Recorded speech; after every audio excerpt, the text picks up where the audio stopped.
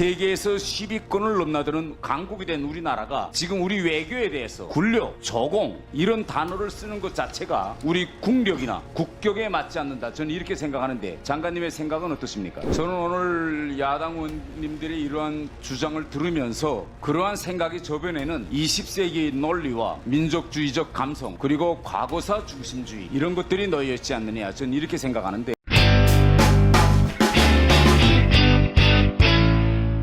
장관님, 만약 우리가 현재와 과거를 서로 경쟁시킨다면 반드시 미래를 놓치게 될 것이다.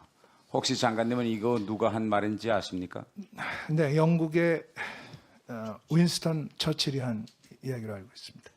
예, 그런데 오늘 윤석열 대통령이 국무회의에서 미래지향적 한일 관계를 강조하며 처칠 전 총리가 했던 이 말을 다시 인용했습니다. 아시죠? 네, 그렇습니다. 그런데 저는 이 오늘 외통위 이제 질의 과정에서 저는 윤석열 대통령이 이번 한일 정상회담을 통해서 정말 수렁 속에 빠져서 출구가 없이 미로 속에 갇혀있던 한일 관계를 정상화하고 정말 폭탄을 해체하는 그런 역할을 했다. 저는 이렇게 생각하고 있습니다.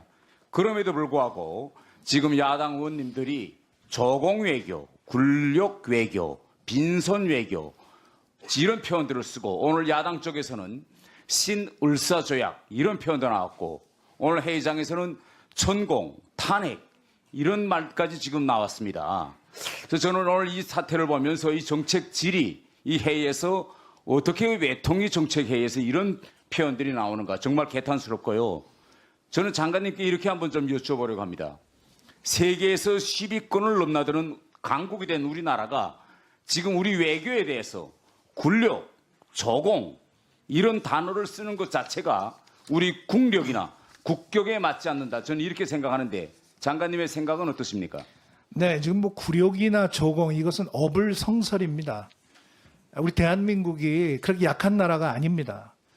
아까도 말씀드렸습니다마는 세계 지금 G7과 어깨를 나란히 하고 있는 국가입니다. 또 일본보다 국가 신인도도 높고 1인당 구매력도 앞서 있습니다. 그렇기 때문에 일본 간 대등한 관계에서 그 우리 이번에 정상회담을 당당하게 자주적인 외교로 한 것입니다. 또 저는, 네, 한국과 일본이 그렇게 나가야만 앞으로 두 나라 관계가 제대로 잘 풀릴 거라고 생각을 합니다. 저는 오늘 야당 의원님들의 이러한 주장을 들으면서 그러한 생각이 저변에는 20세기 논리와 민족주의적 감성 그리고 과거사 중심주의 이런 것들이 놓여 있지 않느냐 저는 이렇게 생각하는데 일단 일본에 대해서 좀 물어보겠습니다. 우리가 협력하고자 하는 일본 그 일본이 100여 년 전 우리를 식민지로 몰아넣었던 제국주의 일본과 같습니까? 다릅니까? 지금 달라졌다고 생각합니다. 저는 현재 일본은 우리와 민주주의와 시장경제를 추구하는 그런 같은 개방적 국가이고 또 자유와 인권, 법치를 중시하는 가치 공유국이고 또 우리와 함께 자유주의적 국제 질서를 함께 수호해 나가야 할 그런 동지관계에 있는 동지국이다. 이렇게 보는데 장관님의 생각은 어떻습니까? 한국과 일본은 이제 공동 이익을 확대하고 또 국익 창출을 위해서 협력해야 할 상대라고 생각을 합니다.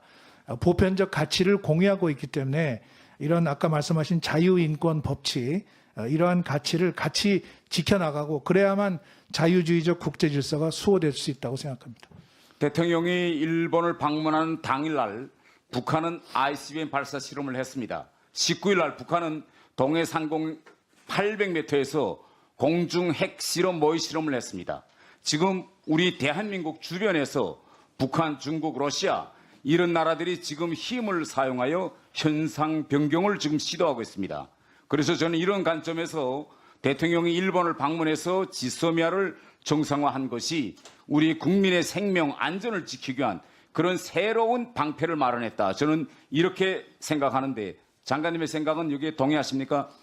네, 동의합니다. 지금 한일 간에 북한의 그 고조되는 핵과 미사일 위협에 대응하기 위해서 정보를 공유해야 되고 또 적시에 대응을 해야 될 필요가 있는데 지소미아가 제대로 이행이 안 되면 거기에 상당한 어려움이 생길 수 있기 때문에 이번에 저희가 지소미아를 완전히 정상화하고 한일 협력 그리고 또 한미일 3국 간의 안보 협력도 계속 강화해 나가야 된다고 생각을 합니다.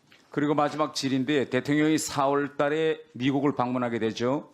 네, 국빈 방문을 예정하고 있습니다. 그런데 얼마 전에 북한이 800m 상공에서 공중 핵 폭발 모의 실험을 했습니다.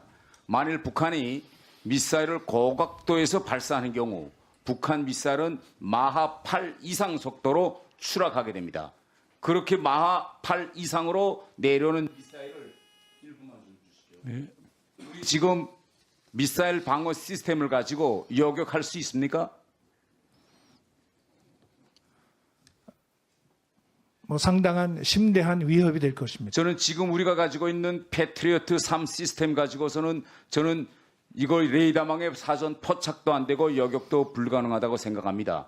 그래서 대통령이 후보 시절, 당선인 시절 때도 언급했던 사드 추가 배치, 이번에 미국 방문 기간 다시 새롭게 검토해야 된다. 저는 이렇게 생각합니다. 이것이 없이는 서울과 수도권 지역을 북한의 고각 미사일 발사로부터 우리 국민의 생명 안전을 지킬 수가 없습니다.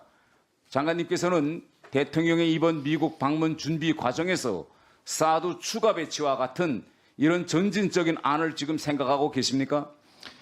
우리 안보를 지키기 위해서 어떤 조치가 필요한지 미국과 긴밀히 협의하고 공조해 나가도록 하겠습니다.